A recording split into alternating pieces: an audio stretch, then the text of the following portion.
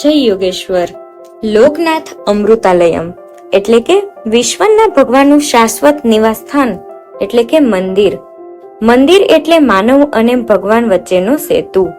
મંદિર એટલે માનવના સંબંધોની હરિયાળી દોર. મંદિર પર ફરકતી ધજા મંદિરના વિજયનું નહીં, પરંતુ માનવના દિગ્વિજયનું યશોગાન કરે છે. અને આ વિજય કઈ માનવનો માનવ પર વિજય નથી. ભગવાનના ઘરની આ સંકલ્પનાએ મનુષ્યત્વને દેવત્વથી ઉંચેરું કર્યું છે.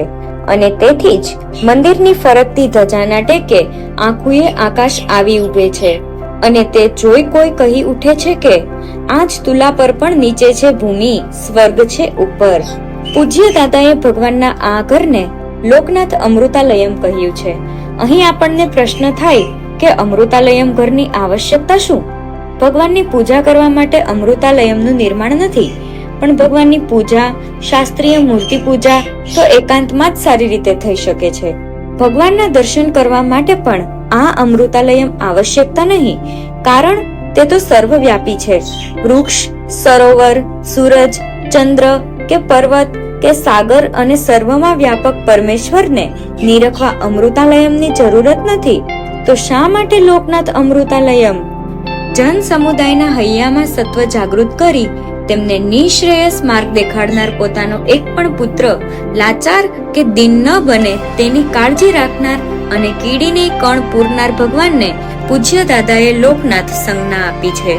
જગતનું પોષણ કરનાર ભગવાન વિષ્ણુના આ સ્વરૂપમાં રામથી માંડીને મહમ્મદ સુધીના સર્વ અવતારો આવી જાય છે. એવા આ ભગવાન યોગેશ્વરનું અમૃતાલયમ દરેક સંપ્રદાયના અનુયાયીઓને પોતાનું લાગે છે. આમ લોકનાથ અમૃતાલયમનો પ્રયોગ આપી પૂજ્ય દાદાએ માણસના નવ ઘડતરની શરણાઈઓ ફૂકી છે. આ નવ ઘડતરની પ્રક્રિયા જડ નથી, જીવંત છે. આ અમૃતાલયમમાં જડ પાષાણતા પાંગરતી નથી, પણ જીવન પાંગરે છે. જગન નિયંતા જગદીશને શેષશૈયાના આવાસમાં રહેતા નારાયણને પોતાના ગામમાં એક ઘર આપવાનું ગામના લોકો નક્કી કરે છે. ગામમાં જેમ બધાનું ઘર, તેમ ગામમાં એક ભગવાનનું ઘર એટલે કે લોકનાથ અમૃતાલયમ. ભગવાનના આ ઘર માટે કોઈ ફાળો એકઠો કરવા જરૂરી નથી.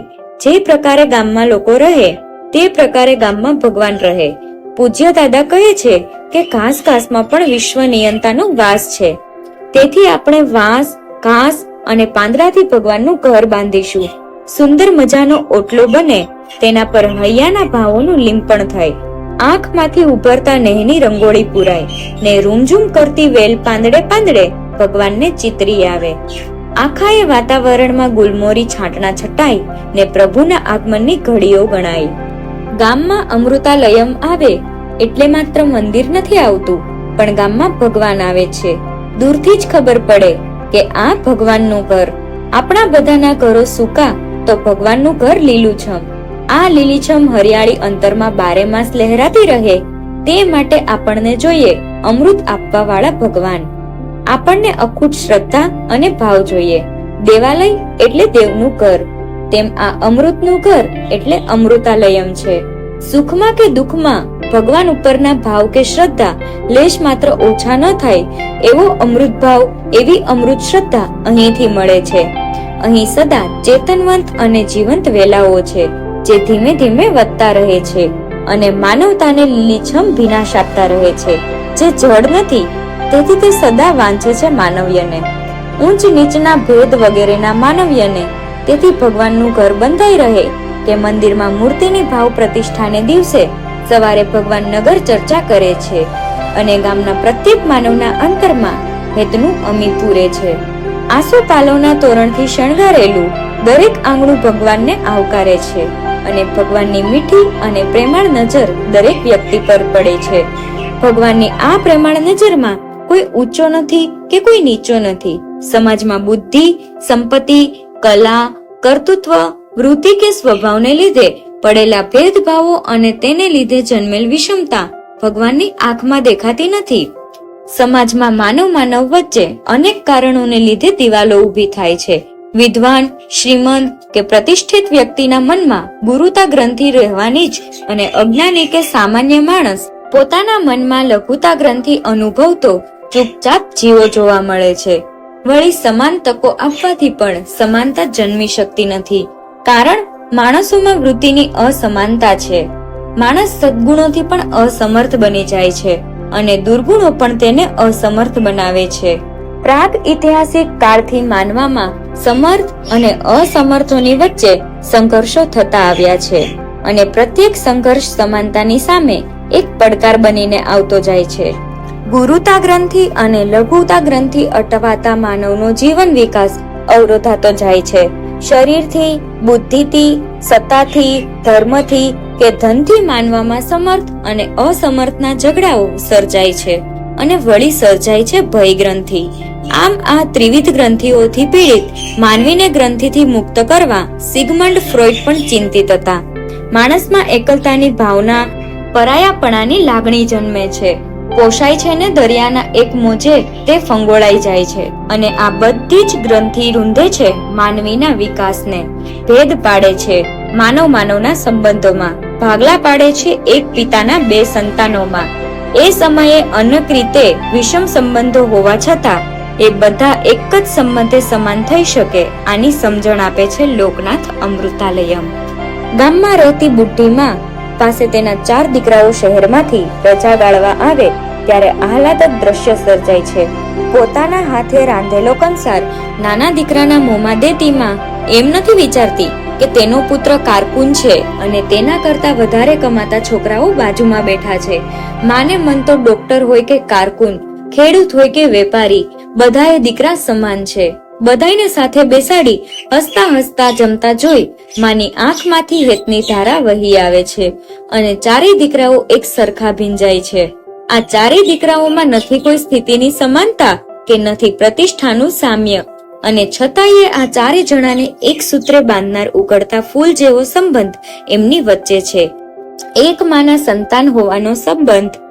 આ સંબંધે તેમને આપી ભાવનાત્મક એકતા, જેણે માને પરમ સંતોષની લાગણી કરાવી.